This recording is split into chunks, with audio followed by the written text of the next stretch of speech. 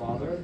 The readiest way to make the wench amends is to become her husband and her father. The which will I not all so much for love as for another secret close intent by marrying her, which I must reach unto, but yet I run before my horse to market. Set down your honorable load. If honor may be shrouded in a hearse, whilst I, a wife, obsequiously lament the untimely fall of virtuous Lancaster.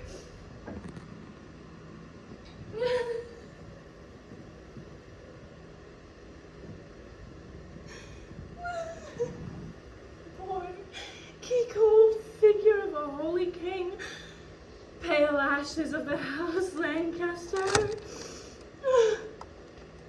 Thou bloodless remnant of that royal blood. Be it lawful that I invocate thy ghost to hear the lamentations of poor Anne, wife to thy slaughtered self. Slaughtered by the self-same hand that made these wounds. Lo, in these windows that let forth thy life, I pour the helpless balm of my poor eyes.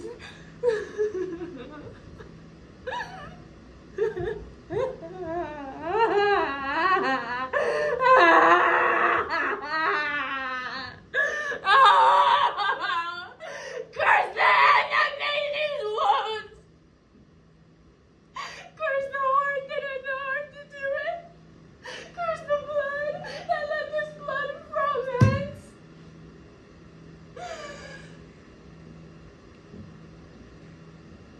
More direful hath the tide, that hated wretch, that makes us wretched by the death of thee, that I can wish to wolves, spiders, toads, or any creeping venom thing that lives. If ever ye have child, abortive be it, prodigious and untimely brought to life, whose ugly and unnatural aspect may fright the hopeful mother at the view, and that be heir to his unhappiness. If ever ye have wife, let her be made more miserable by the death of him than I am made by my young lord and thee. Oh. Come, now, towards Chertsey with your holy load, taken from Paul's to be endeared. Stay, you! Bear the course, set it down. What black magician conjures up this fiend to stop devoted charitable deeds? Go and set down the course. Or by St. Paul, I will make a course of him that disobeys! Avaunt!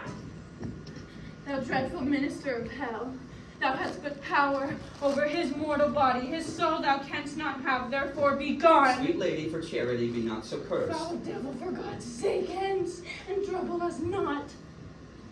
For thou hast made the happy earth thy hell, filled it with cursing cries and deep exclaims.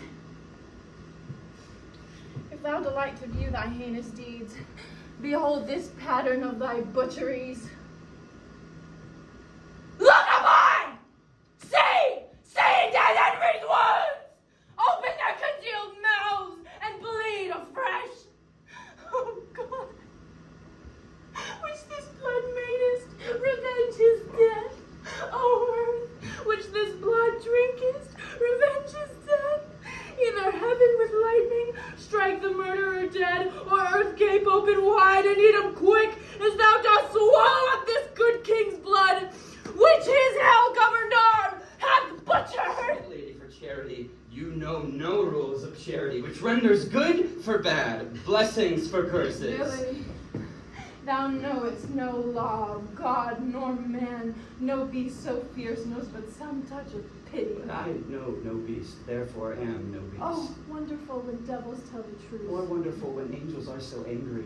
Vouchsafe divine perfection of a woman of these supposed crimes, but to give me leave by circumstance to acquit myself. Vouchsafe, diffused infection of a man, of these circumstances to give me leave to curse thy cursed self. Fairer than tongue can name thee, let me have some patient leisure to excuse myself. Fouler than heart can think thee, thou canst make no excuse current but to hang thyself. By such despair I should accuse myself. And by despairing shouldst thou stand excused for doing worthy vengeance on thyself that didst unworthy slaughter upon others. Say that I slew them not. Why then say they were not slain, but dead they are, and devilish knave by thee. Did not kill your husband. Why then he is alive. Nay, he is dead and slain by Edward's hand. Thy foul throat, thou liest! Huh? Thou was provoked by thy bloody mind, which never dreamt on aught but butcheries. Didst thou not kill this king? I grant you. Dost grant me, hedgehog? Then God grant me too. Thou mayest be damned for that wicked deed.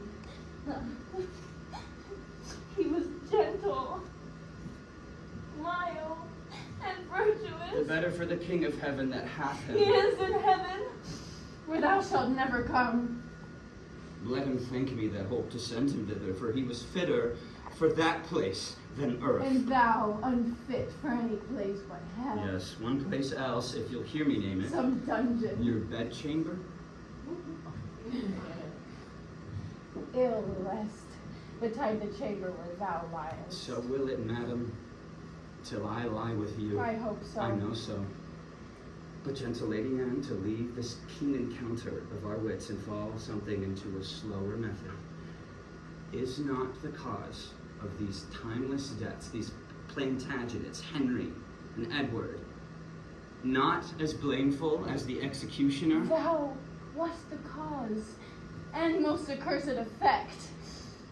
Your beauty was the cause of that effect.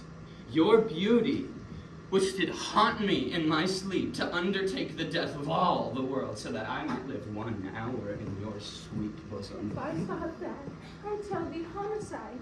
These nails should rend that beauty from my cheeks. These eyes cannot endure that beauty's wrack. You should not blemish it. If I stood by, as all the world is cheered by the sun, so I by that. It is my day, my life. Black night overshade thy day, and death thy life. Curse not thyself, fair creature, for thou art both. I would I were to be revenged on thee. It is a quarrel most unnatural to be revenged on he that loveth thee. It is a quarrel just as reasonable to be revenged on him that slew my husband. He that bereft thee, lady, of thy husband, did it to help thee to a better husband. Is better, doth not breathe upon the earth. He lives that loves thee better than he could. Name him. Plantagenet. Why, that was he. The self-same name, but one of better nature. Where is he? Here. Ooh.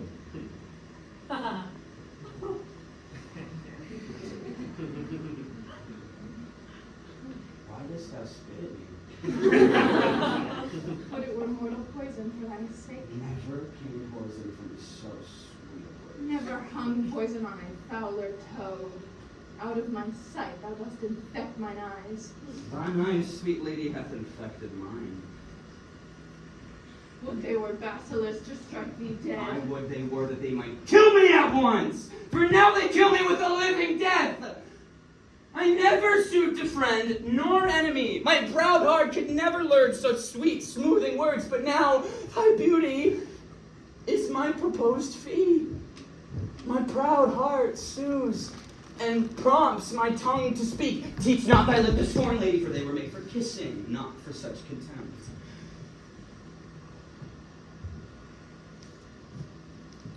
If thy revengeful heart cannot forgive, lo, here, I lend thee this sharp-pointed sword, which, if thou please to hide in this true breast, and let the soul forth that adoreth thee, I lay it naked here to the deadly stroke, and humbly beg the death upon my knee.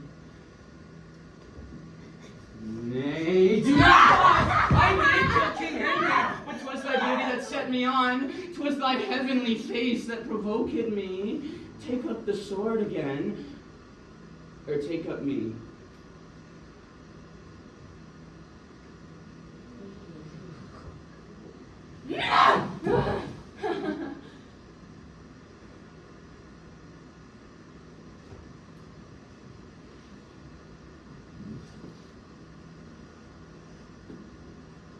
Arise,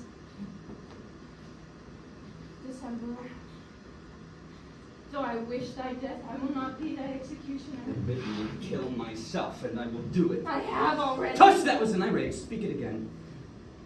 Even with the word, this hand which did kill thy love, for thy love, shall for thy love kill a far truer love. To both their deaths thou shalt be an accessory. I would I knew thy heart. 'Tis figured in my tongue. I fear me both are false. Then never was man true.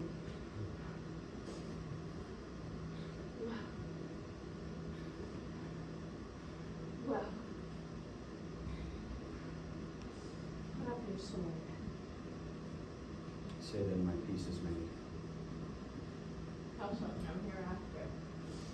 Shall I live in hope? All men I hope live so.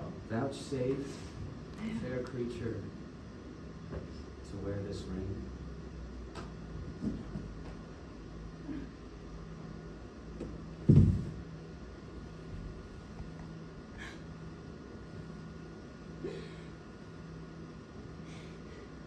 To take is not to give.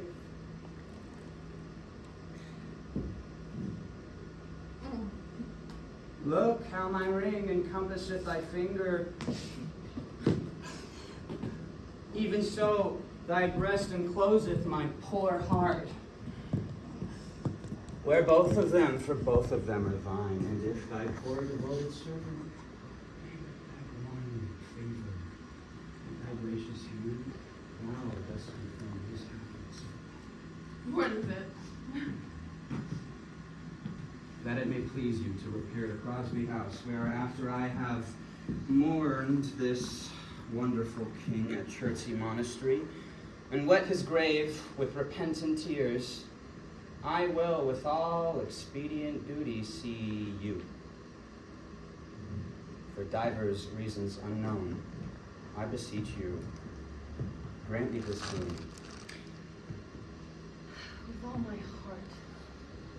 And much it joys me, too, to see you are become so penitent.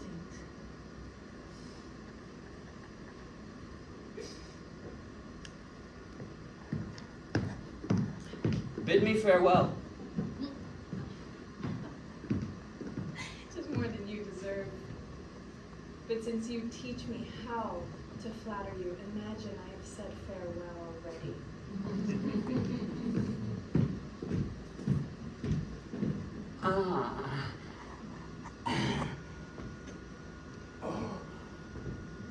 Oh, was ever woman in this humor wooed? Was ever woman in this humor won? I'll have her, but I'll not keep her long. What, though I killed her husband and his father, and yet to take her in her heart's extremest hate, curses in her mouth, tears in her eyes, the bleeding witness of my hatred by, with God, her conscience, and these bars against me, and I no friends to back my suit at all.